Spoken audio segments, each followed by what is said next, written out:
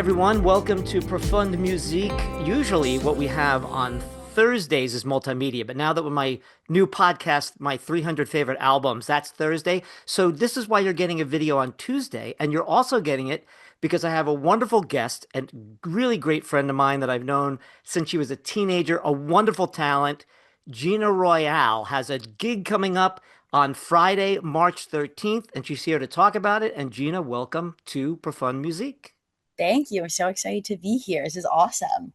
Yeah, this is a weird part of the day in my sunroom. I look angelic right now with, Not a bad thing. with the light coming in. I don't know if angelic's the right word. All right, so the name of this show is Small Girls Sing Sad Songs. And I know you always use that joke about yourself. You are petite and you do sing sad songs. But tell me a little bit about the origin of this, and then we'll talk a little bit more about your latest music doings and such. Yeah. So the show itself is called Small Girls Sing Sad Songs. And what that is, it is the title of my upcoming album. But in terms of the show, it's kind of piggybacking off what the album's all about. So, so much of my own personal music that I've released over the years has, I love all of it, but it's grown to be very produced and very teetering between pop, bubblegum pop, alternative, and it's all things I'm really proud of. But what is transpired in the translation of that to listeners is like I grab a microphone and I jump around on stage and I have a sea of tremendously talented musicians behind me, and they are incredible. But all the music you're hearing, however highly produced it is, I wrote all of it, all the lyrics, all the chords, the music behind it. But I'm not the one at all like putting that on. I'm singing some words and that's it. So I very much have been giving like the lead singer trope over the last few years to like pop music, and Small Girls Sing Sad Songs is paying it's honoring that part of my music where every song, when you break it down, it was written at a piano, very, not to be dramatic, but just like me at a piano singing my heart out, singing my sad, feeling every feeling, and documenting it into music. And for this show coming up, we'll be playing some songs off of the album. It's not necessarily an album release show because the album's not out yet, but we are going to start playing the things live because I've been playing my old songs forever with my band, and they crush it and they're awesome, but it's time for a new chapter. And with this show, Small Girl Sing Sad Songs, I wanted the bill to be female artists that really celebrate songwriting in their music. So we have Leigh, who you know, and then Melissa Cherie, and both of them are just incredible songwriters and really are meticulous with their lyrics and playing around with metaphors, and they just care so much. And that's how I feel about my music. And I'm trying to bring it back to those roots. So that's what the whole evening's about. And I should thank you because again, Sydney Leigh is my niece, and she's just gotten into the biz the last couple of years professionally, and she looks up to you a great deal. We Oh, watched you grow, and you've watched her grow, and it means the world to her, but it also means the world to me because I think you guys. It's really prescient by you because I think both you guys fall into that category of writing from your heart, leaving nothing to chance, using metaphor, but using it in a way where you're not escaping the emotion. You're hitting the subject head on. And I think it's great that you're opening up and celebrating this by inviting other music artists in. What is the venue? What is the I already said the date, which is March 13th, which is will be a week from this Friday. And yeah, tell me a little bit about the venue and how you're doing it. What time does it start? That kind of thing. so the venue it's actually at a recording studio. It's called Big and Tall Recording Studios in Woodridge, New Jersey. Not to be confused with Woodbridge, New Jersey. Very different towns, different parts of the state. But Jersey has a lot of that. Yeah. they really do. There's Morristown and Morristown. I don't know how people live here. Right. I've lived here my whole life, but I don't Yeah. know how Yeah. people. Rutherford, East Rutherford. Yeah. Yeah, like What the hell is why? that? Yeah. So it's in Woodridge, New Jersey, Big and Tall Recording Studios. And Big and Tall is an awesome space for Jersey musicians. They really have taken in the indie DIY New Jersey community for musicians. They host a lot of shows. They have backed some incredible recordings. They recently, in this past July, they had at the Williams Center in Rutherford, one of those, at the Williams Center, they hosted this festival called Big and Tall Festival. And all of the ticket proceeds actually went to um, a local charity for disabled adults to have the resources and facilities they need to rock and roll throughout life. So Big and Tall is just like an awesome uh, force in the indie music community, specifically in North Jersey. So it felt awesome to have the show there. The owners, Tom and Gabe, are fabulous people. So it just felt really natural to bring it there. And I think people can really just, because the whole idea is like we're celebrating songwriting and honoring like a way the song was formed versus these super produced versions of songs. And those songs are all valid too. Like I have so many of those songs myself, but it's just focusing on a different aspect of that. And to do that in a venue that is a recording space, like a place where people go to create and write music, it seemed too fitting. So it's at Big and Tall, March 13th. Doors are at 6. Music starts at 6:45. There's only 3 acts, so it's an easy, fun night. It's $10 a ticket, and honestly, with ticket prices lately, I know Harry Styles probably sent people into like pulling out a second mortgage on their home to get tickets to his show. So $10 doesn't seem too bad. And yeah, it's the Not just Harry, but it's true. Yeah. everyone, but yeah, no, I know the latest was Harry Styles show was Right. the latest Yeah. Sticker mortgage. shock. Yeah. Um, I want to ask you, you remind me of asking you a question that's off the beaten path. I want to ask you about the new music, but I was wondering, one of the things that I, for lack of a better term, counsel Sydney on, and we talk about this a lot, and I talk a lot about it a lot with established artists, and that is, do you feel that there is a return to roots happening in this generation because of AI, because of overproduced stuff, because of many things going on that people are yearning for going back to a singer-songwriter just expressing? And is that what you're trying to do with your new material? I'm just guessing, but tell me your thoughts on that.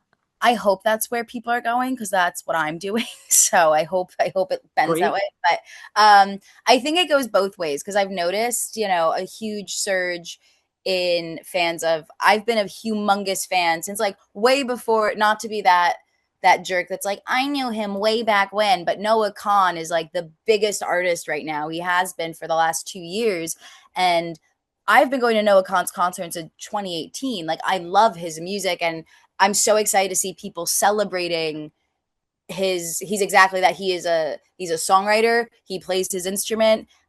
His lyrics are brilliant. You really put so much more attention on Noah's melodies, lyrics, all the metaphors hidden inside versus the overall danceability or production of the song, which is also fantastic on his stuff. So I do think it's really refreshing to see things go towards trend that way.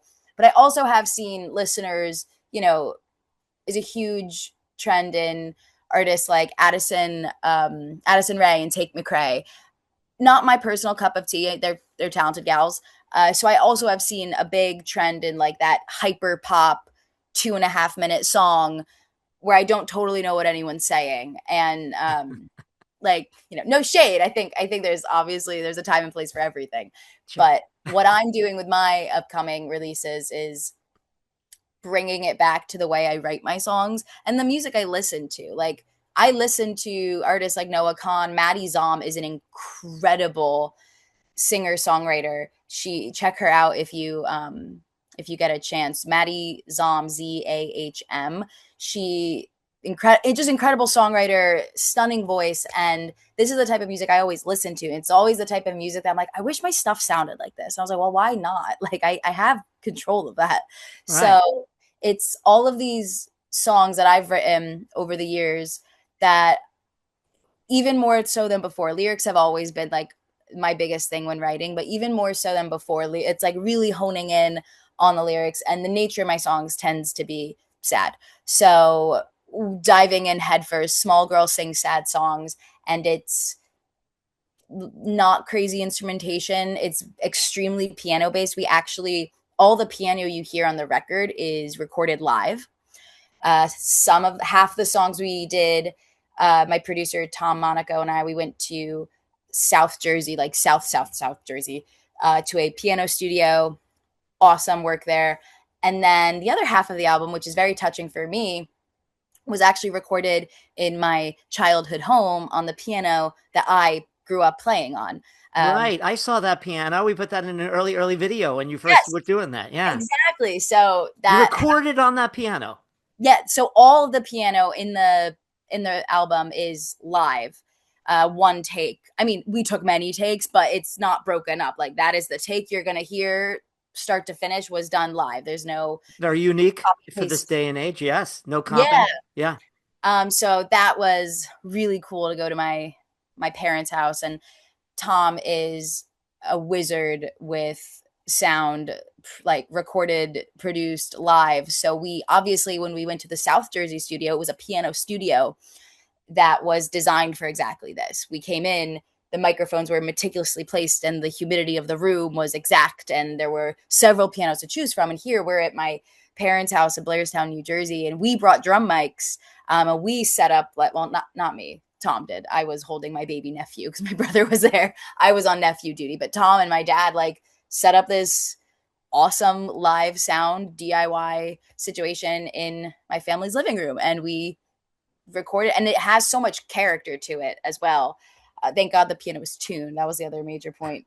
But it was just, it's really cool to just focus on, I'm like with this album, I'm focusing on all the stuff that I have always cared about musically that necessarily wouldn't have been the top of my mind in prior recordings. Prior recordings, I'd be like, well, what do the people want to hear? You know, what's like the usual BPM people are tuning into, and this is more of just like, I don't know, this is how I am as a songwriter. This is my music, and this is it. And I hope this is what I want it to sound like, and what I how I want it to be perceived to the world. I want to share with the viewers and listeners here your journey really quick because I think it's fascinating that you ended up here. Because when you first started, I interviewed you while you were still in high school, and you had said to me, I want to use the word, you were meticulous about planning out being a pop writer, and you wanted to learn what the zeitgeist was doing. You were very honed in on that. You were so professional at such a young age. And I made the joke, I think, when we were talking, wow, usually when kids are 17 years old and they're writing songs, they're like just bashing it out and, and just trying to do whatever the hell they want. And you weren't. You really paid attention to what was going on. You were very professional. You went to college for that, for music business stuff. And now on the other end, as the years have gone by and you've done a lot of stuff, succeeded in a lot of ways, you have thousands and thousands of listens on Spotify. You've had a song in a Netflix film, but now you've arrived here. Does that seem as interesting to you as it is to me, but or being Gina Royale, you kind of understand where your arc has gone? I think it's that I just understand where it's gone because, like I said earlier, I have the utmost love for all of my music, the hyper pop, the more pop punk Paramore esque. Something I've always really appreciated is I would say 99% of my work that I've recorded and released to the world was done with producer Rob Freeman, and he is brilliant, and he's a songwriter on some of my stuff as well.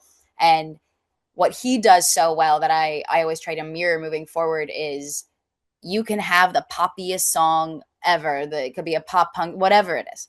And he still finds a way to bring so much attention and focus to the songwriting aspect of it, the lyrics. And he always met me there. And then he elevated to next level by making it like radio ready. And it sounds awesome. It's just not my genre necessarily now, but with being embedded in that genre for so long, I watched the reaction of listeners, whether they were live in a show, just in the internet, just in my life. I could tell the vibe was from my presentation was hell of a singer. She's a singer, and no shade to people who only sing, but there's such a Hmm. negative connotation to like, oh, she just sings the words. And I think what people failed to realize, which was bothering me way more than it should have, is that I wrote every word on the stage, unless it was a co-write, but majority of my stuff, I wrote all of it to the chords are mine, the music is mine, and I created it. What I did was I gave it to musicians and they learned it, and now we're performing it on stage. And what happened is, I think at that, because I'm not mega famous, so at my level, it kind of gave this vibe of like, oh, she's a really good singer. And I don't know who wrote that. No one said that to me directly, but I can just tell. And being a woman in the industry, like fronting a group, I could just sense I'm not getting the credit behind the music on the stage because I have tremendously talented musicians doing it for me. Because something I'm very clear about, if my music is this uppity and catchy and bubblegum at times, me sitting at the keyboard, because that's my instrument, I don't play guitar or bass, and me playing my part and everyone playing their part and me singing creates a really stagnant stage. So what we started doing in the shows was I would kick the band off of the stage for like 2 or 3 songs. I And love that. well, it was a bit we would do. I'd be like, all right, guys, I do really, really need to prove to you I do play an instrument and I do write songs. So we would talk about it, like it was like we were, all right, let's appease Gina. She needs to prove she can play piano, okay? So we kicked the band off, and then I would play these songs that were all songs you'll see in the album when it comes out. But all of my sad, slow piano songs and then we bring the band back up and we dance around a bit. But in order to prove that I played an instrument, I am musically talented outside of singing, and that I crafted all of these songs, but not boring the audience, I had to remove the piano if I was on stage with the band so I could move around. And then we had to bring it back on stage so I could have my moment of like, no, no, I do play an instrument, I promise. And that doing that, those moments in the shows became more and more special to me and the music that was happening. So this is kind of this album is in this style of music. It's all just to hone in on the fact that, yeah, I do play an instrument. I'm very good at the instrument I play, and I am the songwriter that like does all these things. And just establishing that musicianship, I think for me more than anyone, it's just like really important because I've definitely seen it through the arc of my career, and which is why it makes sense kind of landing here. I've just seen the that's cute, you sing energy throughout a lot, and I've had a lot of complimentary experiences and people who really cherish and appreciate what I do and see it as it is, which is awesome. But I've definitely gotten the the vibe that I'm not. And I'm like, no, no, I'm Understood. not just the singer, not just the singer. Right. Understood. So this show, again, Friday, March 13th, um, it's is that what people are going to see? They're going to see you playing these songs by yourself, maybe a little bit of accompaniment, but not when the last time I saw you in New York when you actually did play with Sydney Lee at Berlin and Manhattan. You were fronting a band, jumping around, all that stuff. Are we going to see both of that, or you want to concentrate more on, hey, these are my songs. Here you go.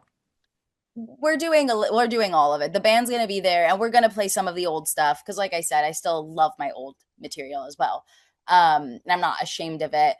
There definitely will be more of the new material. I think because the way it's recorded, some of it is strictly piano, some of it has a light production to it, nothing crazy. Tom has been doing because he's producing the whole album. He calls it sock guitar, and he puts a sock underneath the bridge of his guitar. And now he's actually got on a guitar with a rubber bridge that he doesn't need sock guitar, but there's like these incredible tones on some of the songs that are really unique. It's because he put a sock in his guitar. And like that, just like, so we do have some light production. We're going to get creative with the drummer and seeing what we could do there. There's not a ton of drums or percussion on the album, but there'll be a little bit of me and the piano, me and the band, old songs, new songs, a guitar, 2 guitars, and just me. We're gonna do a little bit of everything. It'll be really cool. So I just want to make sure I get this right. So it's you. We mentioned Sydney Lee and Melissa Cherry. Is that correct? Melissa Cherie. Cherie, and they all three are going to be playing their songs for about what half hour each. You Half hour, guys, yeah, 40 minutes, yeah. cool. And again, $10 at the door. It opens at says here 6:30, and music starts at 6:45.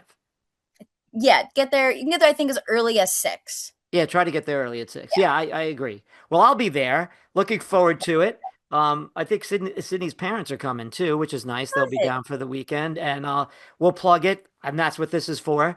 Um, is there anything else that you would like to impart about this event? And can you please tell us when your new music is coming out, the new one, the new record? Um, so the new record, we've been saying March 2026, and then that has just become spring 2026 because that's how it always Understood. goes. Yes. Uh, but I'm very comforted that spring technically goes all the way into mid-June, so It could be spring you 2026 yeah, you technically. gave yourself a buffer. Nice job. Yeah, yeah. So we could be spring 2026. I am pretty confident in that assessment by the end of Are you spring. mixing it now, or is it mastered? Are you making CDs? I mean, is that what's holding it up? Where basically a lot of it was held up because we were such a stickler for the live piano component. There's Understood. only so much that could happen until we did that. So now that all the live piano is done, vocals have been tracked, the guitars have been, like we have now we're at a really good place to just dive into the otherwise finished songs and fine tune them. So that'd be good. And then in terms of any final wisdom, in a day and age where a concert ticket could cost you Yeah. a mortgage, a car payment, maybe your kid doesn't have to go to college. The impact of your $10 contribution to a bunch of local musicians playing a show in North Jersey, the impact of that is felt 10 times more by these indie DIY artists than that of insert mega superstar here. So with that, it is much cheaper to support an independent artist, and your contribution goes much, much further than you realize. Yes, it's an intimate setting, and you have a chance to see. One of the great things about writing about music is I got to see so many people who went on to bigger and better things in intimate situations. And I've Yeah. watched you, as I said, grow over the years and play bigger places and different places. And it is, take it from me, people, it's great to go see these because later on, and people listening to this right now have some story in their past where they went to see somebody, blew them away, and then later on, holy crap, they're on the radio. Holy crap, they're on the Tonight Show, Yeah. that kind of thing. So come out and see the show. Once again, it is small girls, right? Mhm. Sing sad songs, which is a takeoff on, I'm assuming yours is in the singular, small girls sing sad songs. Yeah. Well, Gina Royale, thank you so much for joining me on Profund Music. You wanna show everybody Pepper? Yeah, I Pepper's see. been getting all the pets. Wow, this has Yeah, been. there you go. Big This, reveal, ladies and this gentlemen. is who we do it for. This is the CEO. This is Pepper. All right. So everybody look at that cute puppy and come to the damn show. All right. Gina, best of luck with the music. Hopefully maybe I'll do a writing piece with you once that's out. I have a chance to listen to it, but as you know, I've been rooting for you since you were a kid. So keep it up. Thank You're you. doing a great job. Appreciate it. All right. Take care. Peace. Thanks.